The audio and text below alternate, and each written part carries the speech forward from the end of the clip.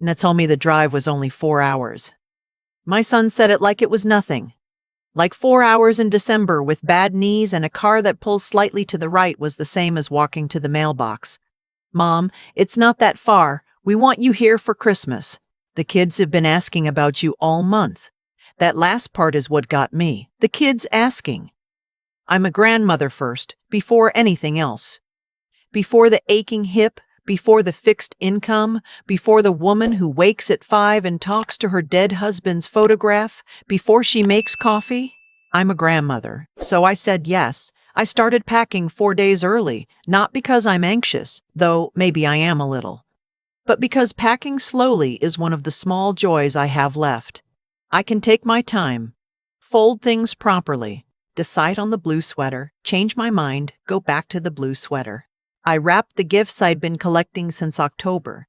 A wooden puzzle for my youngest grandson, a jewelry-making kit for my granddaughter Sophie, a leather-bound journal for my daughter-in-law, something she'd mentioned wanting once in passing. I wrote small cards for each one, the kind with real sentences in them, not just, "Love, Grandma." I always write real sentences. The night before I left, I called my son to confirm. He picked up on the third ring. Background noise. Television. Kids yelling about something. Still on for tomorrow? I asked. Yeah, absolutely, he said. Just come to the house. Door's unlocked. He hung up before I could ask what time dinner was. I told myself that was fine. He was busy. He had a family to manage. I remembered what it was like to have a house full of noise. I left at 7 in the morning. The roads were clear, and the sky had that flat winter white that means snow is thinking about it. I had a thermos of coffee in the cuff holder, a bag of mixed nuts on the passenger seat, and an audiobook I'd checked out from the library. A memoir by a woman who sailed alone across the Atlantic at 63. I figured if she could do that, I could manage the interstate. I drove through 2 states listening to that woman talk about learning to trust herself in open water. By the time I pulled into my son's neighborhood, I felt good. Calm. Ready. The house looked exactly how I remembered it. Brick front, 2-car garage, a sad little snowman someone had built in the yard that had melted slightly and now looked more like a snow lump with a carrot for a nose. There were no cars in the driveway, which I noticed but didn't immediately register. I figured they parked in the garage. I knocked. Nothing. I rang the bell. Also nothing. I tried the door the way he'd said, unlocked, and it was. So I stepped inside and called out hello into the quiet house. The kind of quiet that comes from no one being home, not the quiet of people upstairs or out back. The lights were off. The heat was low, the kind you set when you're leaving for several days. I stood in my son's entryway holding a bag of Christmas gifts and wearing my good coat, and I understood, slowly, the way you understand something when you don't want to. Nobody was home. I set the gifts on the bench by the door. I took off my coat. I sat in the armchair by the window because my knees had made the executive decision that I was done standing. My phone showed no missed calls, no texts. I sent one to my son, made it. Let me know what time you'll be back. Then I sat in the chair and looked at the sad little snowman through the window, and I waited. An hour passed. Maybe more. Somewhere during that time, I fell asleep in the chair, which embarrassed me a little even though no one was there to see it. I'm 68 years old and I drove 4 hours and I sat in an empty house and I fell asleep, waiting. When I woke, the light had changed. Late afternoon now, going gray at the edges. My neck hurt. My coffee was cold in my hand. I checked my phone. One text from my son, sent 45 minutes earlier. Oh, forgot to tell you, Claire's parents invited us to their cabin for Christmas this year. We left yesterday morning. Figured you gotten the voicemail. I read it 3 times. I had not gotten any voicemail. I checked. Nothing. But the thing that lodged in my chest wasn't even the missing voicemail. It was the word figured. He figured. He had driven away from his house for Christmas, left my gift on the bench by the door unfound, and figured someone had told me. I put the phone face down on the armrest. Outside, The snowman watched me through the window. I'd like to tell you I kept it together elegantly. I didn't, not entirely. I sat in that chair and I cried for a few minutes, the kind of crying you do when you're alone and there's no point pretending. Then I washed my face in the downstairs bathroom, patted it dry with a guest towel that had a little embroidered snowflake on it, and looked at myself in the mirror for a long moment. I had driven 4 hours. I had packed for 4 days. I had written real sentences in every card. The face looking back at me was tired and a little angry, and also underneath that something else. Something I hadn't expected. It looked like clarity. I gathered my coat and picked up one gift from the bag, the journal I'd bought for my daughter-in-law. I left it. The others I packed back in the car. Not because I was angry, though I was, but because Sophie and my youngest grandson hadn't done anything to me, and they would get their gifts when I decided to give them on my terms at a time that felt like a choice. I locked the door behind me and slid the spare key back under the mat. It was getting dark, and I didn't want to drive back in the dark, not with my eyes the way they are now. So I drove into town. It was only 6 miles, a small city I'd visited twice before for birthday weekends. Nothing extraordinary. A main street with a diner and a hardware store and a movie theater showing films I'd never heard of. I found a motel near the highway, the kind with an exterior corridor and numbered doors painted green, the paint chipping around the edges. The woman at the desk had a name tag that said Ruth Ann, and she handed me a key card without making me feel like a woman who had nowhere to go on Christmas Eve, which I appreciated more than she could know. The room smelled like industrial cleaner and old carpet. There was a print of a lighthouse screwed to the wall above the bed. The heater was too loud and the pillow too flat. I sat on the edge of the bed and called my daughter. Wren answered on the first ring. Wren is my daughter from my first marriage, my son's half-sister. They are civil to each other, in the way of people who have decided civility is the correct amount of effort to expend. She lives 3 states away and works as a nurse and sends me postcards when she travels, which she does often, alone, competently. She is the person who notices things. She noticed when my husband got sick before I admitted it. She noticed when I started needing new glasses before I said anything. She has a way of paying attention that feels like being held. "Mom," she said. "What's wrong?" I hadn't even said anything yet. "Just hello." "Nothing's wrong," I said, which was not true. I told her what happened. All of it. The 4-hour drive, the unlocked, empty house, the too quiet kitchen, the single text with the word figured in it. Wren was quiet through most of it, and then she said, "Where are you right now?" "A motel near the highway," I said. She exhaled slowly. "Do you want me to come?" I looked at the lighthouse print on the wall. The lighthouse was orange. No lighthouse is orange. No lighthouse is orange. Someone had made a creative decision there. "No," I said. "I'm okay." "Are you?" "I will be." She told me she loved me 4 separate times in the next 2 minutes, which is how I knew she was angry on my behalf and managing it carefully. We talked for another hour. She made me laugh twice. Once about the snowman and once about the orange lighthouse. By the time we hung up, the room felt less like a place things had gone wrong and more like just a room. I ordered a pizza delivered from a place down the street. The man who brought it was young, maybe 20, wearing a Santa hat that sat crooked. He wished me a Merry Christmas with what appeared to be genuine cheer. I tipped him generously and ate 2 slices of a mushroom pizza on a Christmas Eve in a motel room and watched old reruns on the television until I fell asleep with the lights on. That was the first night. In the morning, I woke with a headache and a decision. Not a dramatic decision. I didn't lie awake plotting. I just woke up and knew, the way you sometimes wake already knowing the answer to something you'd been asking yourself for years. I knew I was done arranging myself around spaces where I didn't fit. Done being the backup plan, done being the one who drove 4 hours and was figured about. I was 68 years old. My husband had been gone 2 years. I had a house I owned, a small pension, a daughter who noticed things. and two grandchildren who had no idea their grandmother had spent Christmas Eve alone in a motel room with a crooked-hatted pizza delivery man as her only company.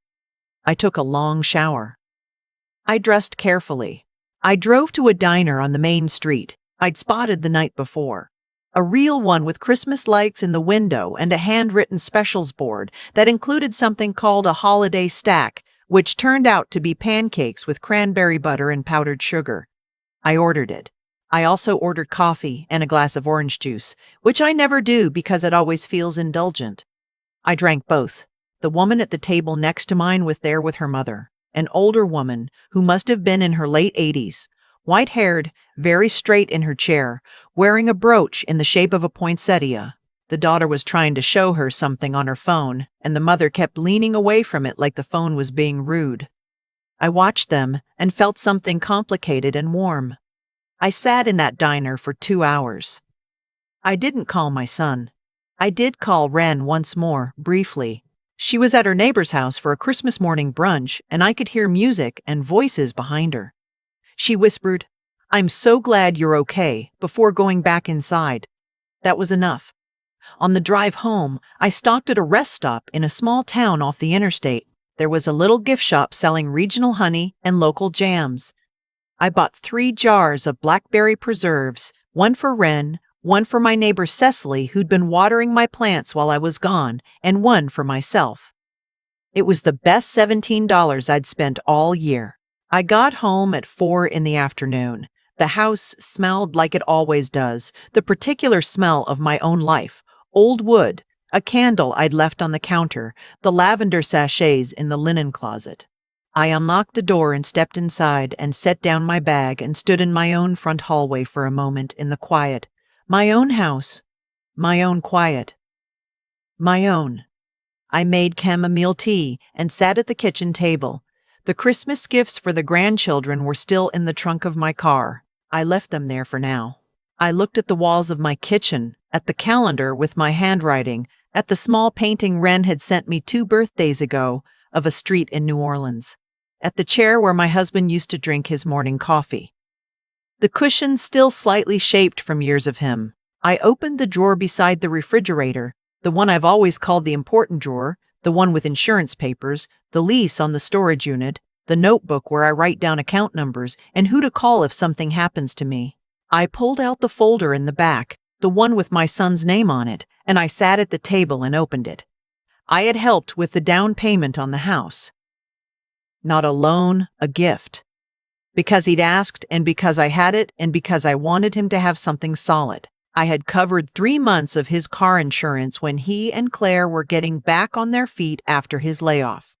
I had bought both children's Christmas gifts every year for 7 years, not contributed to them, bought them, chosen them, wrapped them, shipped them. I had flown out 3 times in the last 4 years.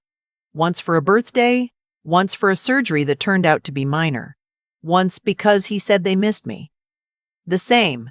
They who had figured I'd gotten the voicemail. I sat with all of it a long time. Not crying, not angry. Accounting. Love is not a ledger. I know that.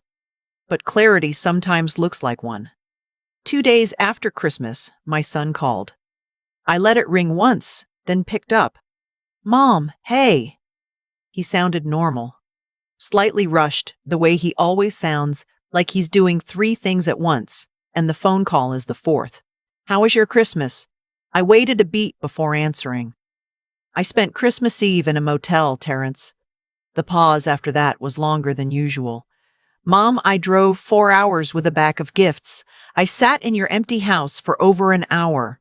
I slept in a motel because I didn't want to drive home in the dark." More silence. The voicemail, there was no voicemail. I said it evenly, not loudly. I decided I wouldn't shout. Shouting lets the other person make it about the shouting. There was a text after I'd already been sitting in your house for an hour. It said, "Figured. You figured someone had told me. Claire thought you knew. Claire is not my mother, Terrence. You are my son. If plans change, you call me. You, personally." He went quiet, in a different way now. The small sounds of the house behind him had gone still. I'm sorry, he said finally. And he said it again. I'm really sorry, Mom. I believed him. I believed him. I believed the sorry. What I no longer believed was that sorry fixed the pattern. This wasn't the first time I'd been an afterthought. It was just the first time I said so. I accept the apology, I told him. But I want you to understand something. I am not a backup plan. I'm not the grandmother you call when the original arrangements fall through. I'm not someone you figure things about. I'm your mother.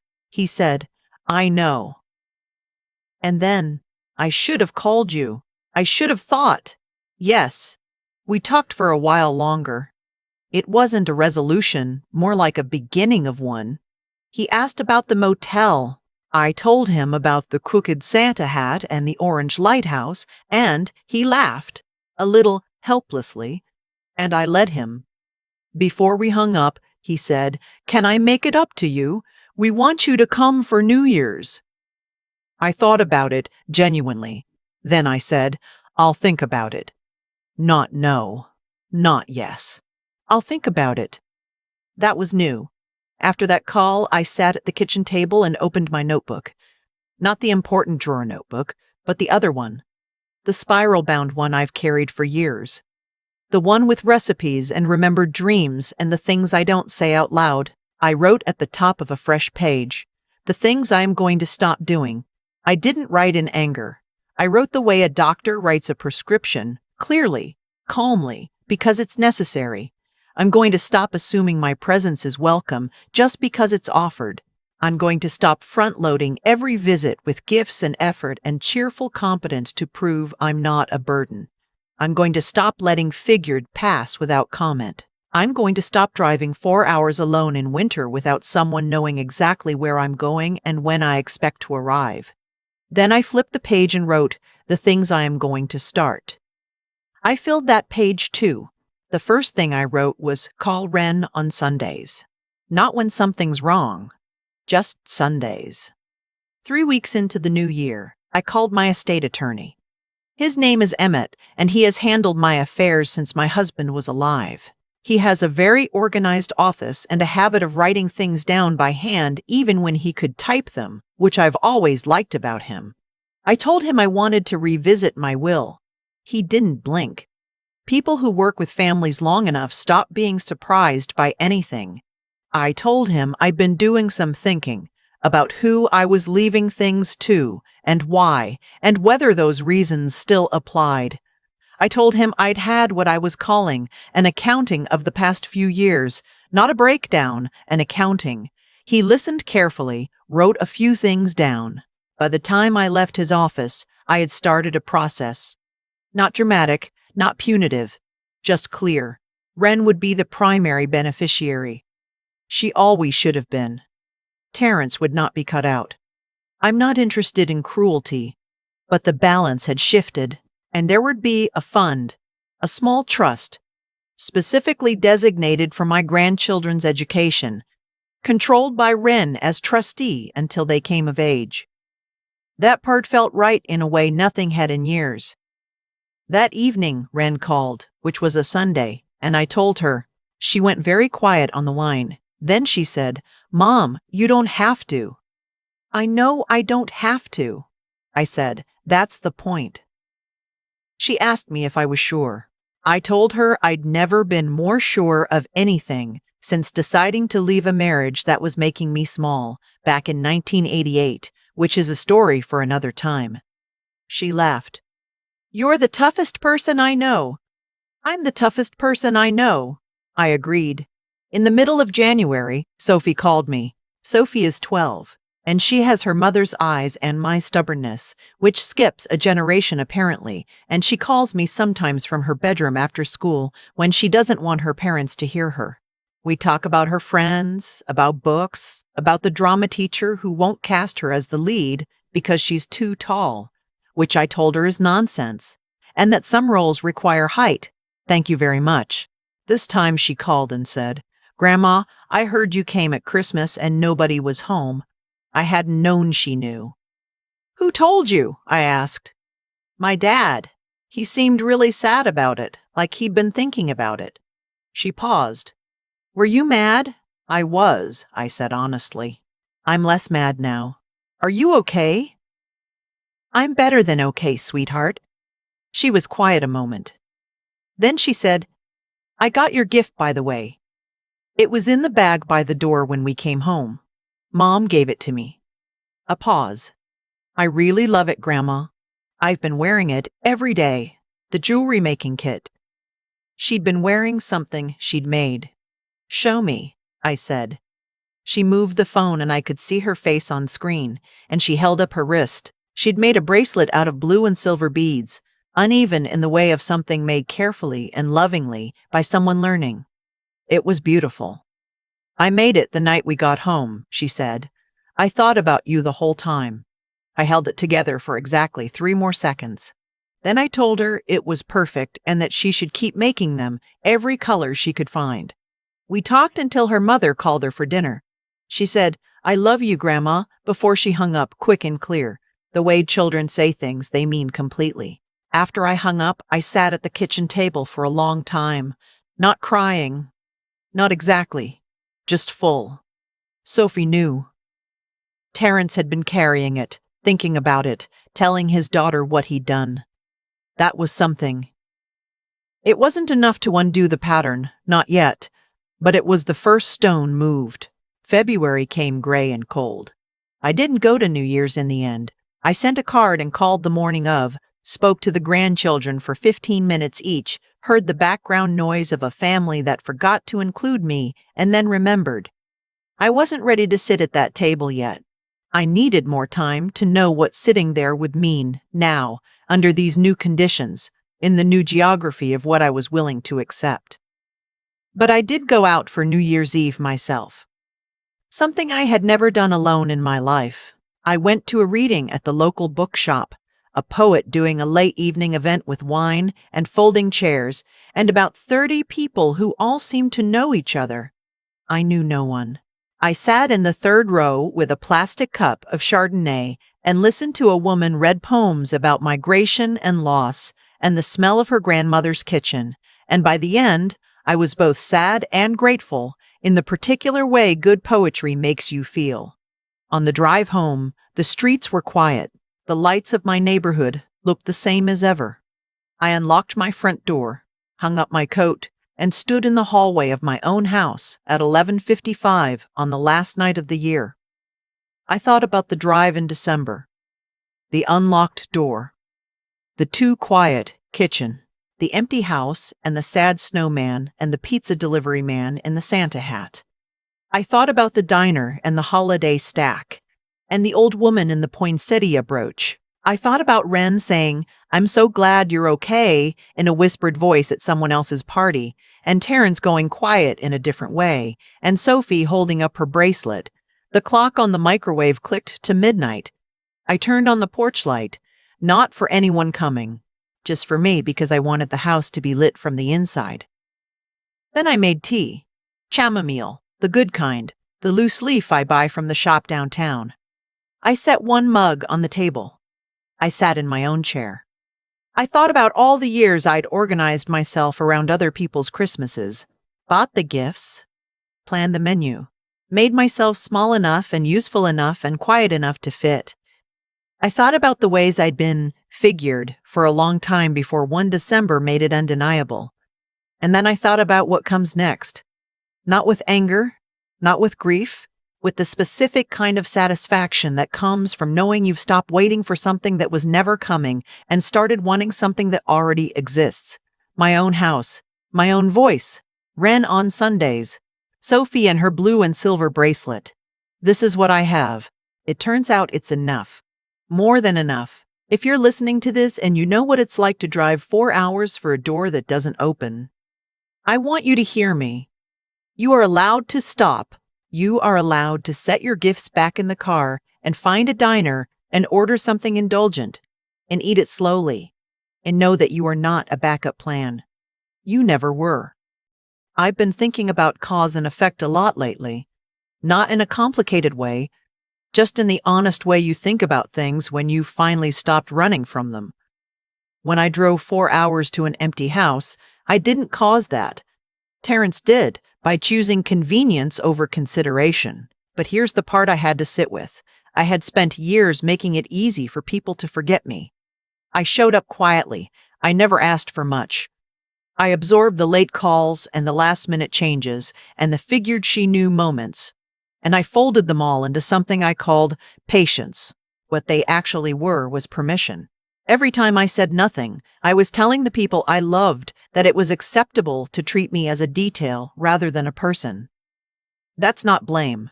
That's just how it works. The way we respond to being treated teaches others how to continue treating us. I didn't choose to be forgotten at Christmas, but I had spent years building a version of myself that was very easy to overlook. Selfless, adaptable, always available, never inconvenient. It took standing in my son's cold, empty house to understand that I had confused being easy to love with being worthy of it. Those are not the same thing. What I did after. The conversations with Emmett, the revision of my will, the call where I said plainly to Terrence, I am not a backup plan. That wasn't cruelty. It was intelligence.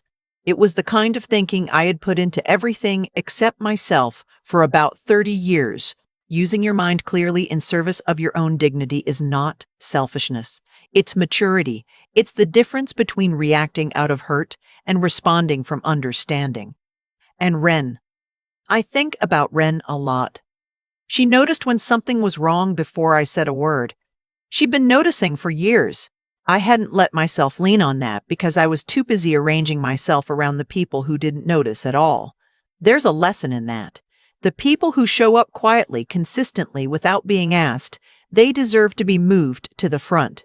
Not because you're keeping score, but because attention and care are finite, and spending them on people who treat you like a footnote is a choice you don't have to keep making. Sophie surprised me most. 12 years old, calling from her bedroom to ask if I was okay, holding up a bracelet she made and said she thought of me the whole time. That is what love actually looks like. Not the big gestures, not the invitations, not the holiday plans. Those are easy to make and easy to forget. Love looks like noticing. It looks like a girl making something with her hands and holding it up so you can see. I'm 68. I've buried a husband. I've driven 4 hours to an empty house and eaten pizza alone on Christmas Eve. I've also sat across from a young woman I raised who said, "You sound stronger," and meant it like a gift. What I know now, that I didn't fully know before, is that resilience is not about enduring quietly. It's about finally deciding that your presence, your time, your love, your seat at the table, these things have value. And if someone keeps forgetting that, you don't keep reminding them. You simply begin directing those things toward people who already know. That's not a hard lesson.